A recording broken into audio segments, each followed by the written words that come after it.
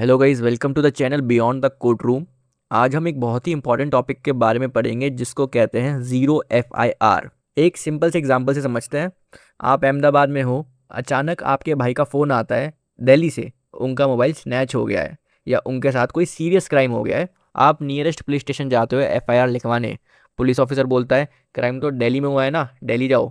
अब सवाल ये है, क्या पुलिस सही कह रही है? तो इसका आंसर देता है जीरो एफआईआर की नहीं। बहुत लोग सोचते हैं एफआईआर सिर्फ उसी पुलिस स्टेशन में रजिस्टर हो सकती है जहां क्राइम हुआ हो, लेकिन सीरियस केसेस में ऐसा नहीं है। लॉ का ऑब्जेक्टिव है विक्टिम को हेल्प करना, ना कि उसको सिटी सिटी भटकाना। और यह प्रॉब्लम सॉल्व करती है जीरो एफआईआर। मान लीजिए प्रिया मुंबई घूमने गई, वहां उसका बैग चोरी हो गया।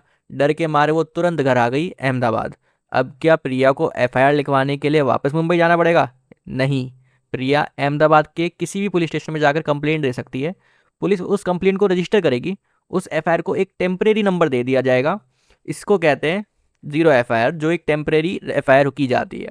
बाद में वो एफआईआर उस पुलिस स्टेशन को ट्रांसफर कर दी जाएगी जहां एक्चुअल क्राइम हुआ था।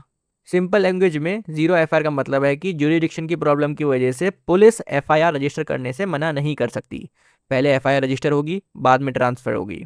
ये कॉन्सेप्ट स्पेसिफिकली इंपॉर्टेंट है रेप, सेक्सुअल ऑफेंसेस, किडनैपिंग और सीरियस क्राइम्स में, क्योंकि हर मिनट इंपॉर्टेंट होता है। एविडेंस वेट नहीं करता, विटनेस वेट नहीं करते, विक्टिम का ट्रॉमा भी वेट नहीं करता।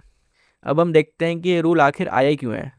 सोचो अगर जीरो एफआईआर ना होती, विक्टिम एक पुलिस स्टेशन से दूसरे पुलिस स्टेशन भेजा जाता, जैसे कि पहले होता ही था, फिर तीसरे फिर चौथे, तब तक एविडेंस डिस्ट्रॉय हो सकता था, अक्यूज्ड भाग सकता है और विक्टिम जस्टिस से दूर हो सकता है।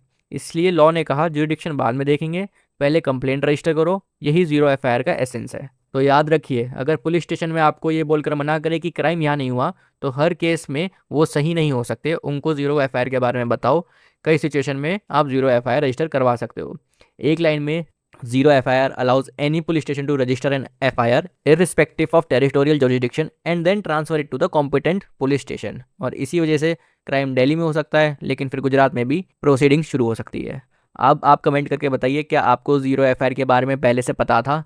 और अगर वीडियो अच्छी लगी है तो please like, share and subscribe करें।